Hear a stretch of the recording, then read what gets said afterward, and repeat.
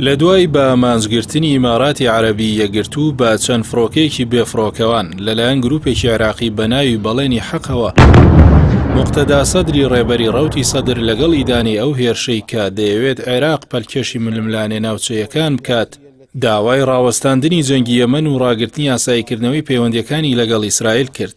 ئەگەرچی ئەو هێرشەی گروپی بەڵێنی حەق بە پێی ڕاگەندراوی وەزارەتی بەرگری ئیمارات هیچ زیانێکی بەدواوە نەبووە، بەڵام هاوکاتە لەگەڵ هێرشی حوسیەکان بۆ سەر ئەو وڵاتە. بەڵام بەهۆی سیستمی دژە ئاسمانی پاتریۆتی بنکەی هێزەکانی ئەمریکا لەو وڵاتە بە ئامانج نەگەیشت. بەڵام ئەم هێرشانە هاوکاتە لەگەڵ سەردانی ئیسحاق هێرتزۆکی سەرۆکی قەواری زایۆنستی و مەبەست و مانای تایبەتیان هەیە.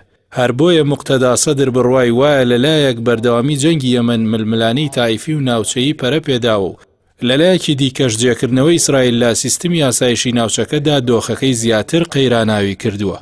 چاودێران ئەم ئۆپراسیۆنی گروپی بەڵێنی حەق بە بەشێک لەو قەیرانی ناوخۆی عێراقی هەژمار دەکەن کە هەڵبژاردننی ئەم دوای ئەنجومەنی نوێنەران هێناوێتە گۆڕێ. بە تایبەتی هێزە خاوەن میلیشا دۆڕاوەکانی ئەم هەڵبژاردنە ئەو ئامانجانی هەڵبژاردن بە دەستوەردانی ئەلکترۆنی دەرەکی دەزان و بە ئاشکرا ناوی ئیسرائیل و ئیماراتیان هێناوە. چەندین جاریش بە ئاشکرا هەڕەشیان لە ئیمارات کرد کە تۆڵی ئەوەی ئەوان ناویان دەبرد هەندەسەی ساختەکاری ئەلکترۆنی دەکەنەوە و ڕێگە نادەنە و حاڵەتە بێوەڵام تێپەڕێت. لە پاش ئەم هێرشەی سەر ئیمارات لە تۆڕە کۆمەڵاتیەکاندا بە دوواداچوون بۆ چالاکیەکانی بەڵێنی حەق پەرەی سندووە. یەکەمین هێرشی لیواکانی بەڵێنی حەق لە 23 کانونی دووەمی ساڵی ڕابردوودا بوو بۆ سەر ریاضی پایتەختی سعودیە. دووەم هێرشی بە درۆنێک بوو لە 27 کانونی دووەمی 2021دا بۆ سەر تاوەری خەلیفە لە دووبەی. بەڵام دوایەوە هێرشەکانی ئەم گروپە و ڕاگەندراوەکانی ڕاوەستان. لیواکانی بەڵێنی حەق بریتیە لە گروپێکی چەکدار، بەڵام نەچوەتە ژێرچەتری دەستەی حەشدی شعبی کە لەلایەن حکومەتی عێراقیەوە بودجەی بۆ تەرخان کراوە.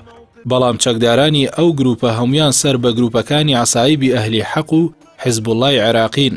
ئەوەش سیاسەتێکی نوێی ئەو لایەنانەیە بۆ لێدانی نایارەکانیان و دوورخستنەوەی تۆمەت لە میلیشیاکانیان کە ناونیشانێکی فەرمیان لە چوارچێوەی حەشدی شعبیدا هەیە و بەشێکن لە سیستمی هێزە چەکدارەکانی بەغدا.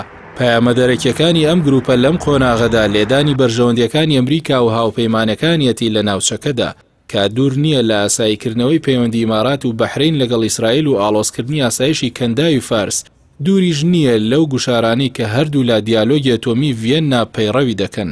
بەڵام پەیامە ناوخۆیەکەی پەیوەندی بە پێگەێنانی کابینەی نوێی حکومەتی عێراقەوە هەیە کە ئەوەی خاوەنی میلیشای چەکداری بەهێزە ناکرێ پەراوێز بخرێت باوەکو لە هەڵبژاردنیشدا بیدۆڕێنێت.